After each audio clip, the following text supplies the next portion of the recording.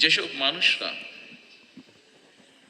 তাদের স্বজন হারিয়েছেন, যেসব মায়েরা তাদের সন্তান হারিয়েছেন, যেসব বোনেরা তাদের স্বামীকে হারিয়েছেন, যেসব সন্তানেরা তাদের পিতাকে হারিয়েছেন, তাদের সত্যিকারভাবে যদি বলতে হয়, আসলে আপনাদেরকে সান্ত্বনা দেওয়ার মতন ভাষা বোধহয় আমাদের কাছে নেই।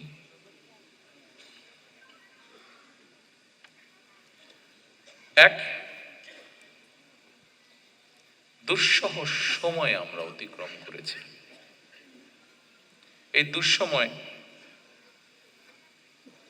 এই মঞ্চে দাঁড়িয়ে আজকে এমন কয়েকজন সন্তান তার কষ্টের কথাটি উল্লেখ করে গেছেন, যে সন্তান এক দিনের জন্যও তার পিতাকে হয়তো বা পিতার মুখকে হয়তো দেখার সুযোগ পান নাই, তেমন সন্তান আজ আমাদের ভেতরেই আছে উপস্থিত।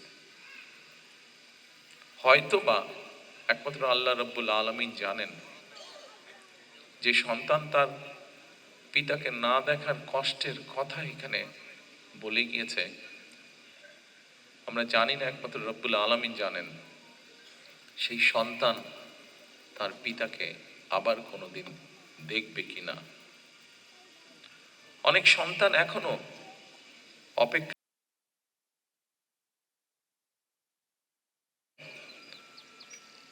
মায়ের ডাকের পক্ষ থেকে কতগুলো ফটো এক্সিবিশনের মতন এক্সিবিট করা হয়েছে ওখানে।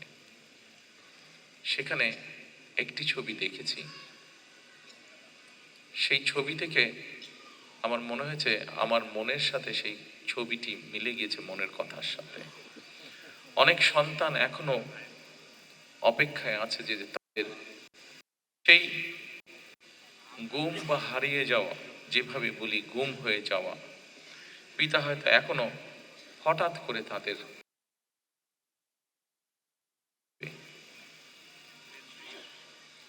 অনেক মা হয়তো এখনো অপেক্ষায় আছেন তার গুম হয়ে যাওয়া প্রিয় সন্তানটি। 32 ইঞ্চি জেভিকো টিভি এখন মাত্র 15,000 টাকায়, সাথে পাচ্ছেন 3 বছরের প্যানেল ওয়ারেন্টি। হঠাৎ করেই মায়ের সামনে এসে হাজির হয়ে মা বলে ডাকবেন।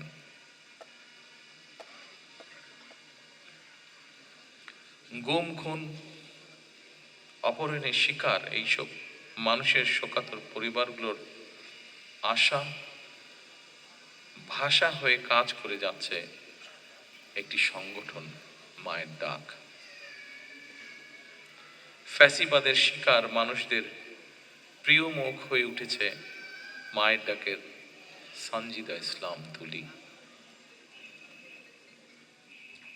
দল হিসাবে সাধ্য এবং সামর্থ্যের সবটুকু নিয়ে নির্যাতিত পরিবারগুলোর পাশে দাঁড়িয়েছে আমরা বিএনপি পরিবার।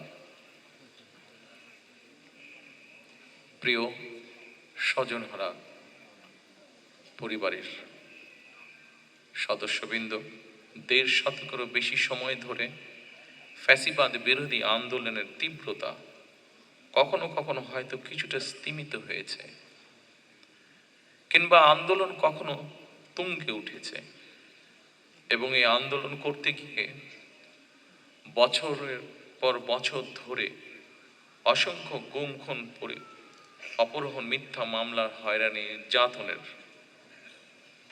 পরও বিএনপির একজন নেতাকর্মীও কিন্তু রাজপথ ছাড়েনি।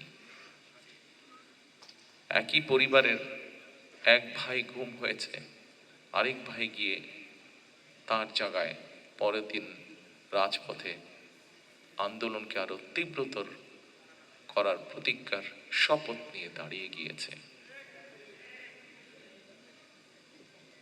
কৌশলের নামে গুপ্ত কিংবা সুপ্ত বেশ ধারণ করেনি বিএনপির কর্মীরা।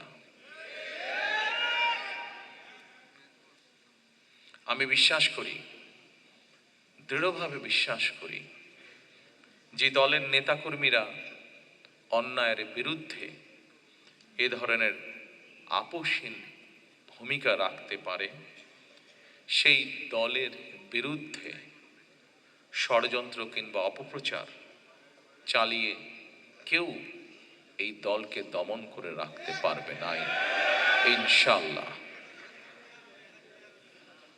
ফ্যাসিবাদী আমলের নির্যাতনের শিকার আমার সামনে বসা হাজারো প্রিয় মুখ,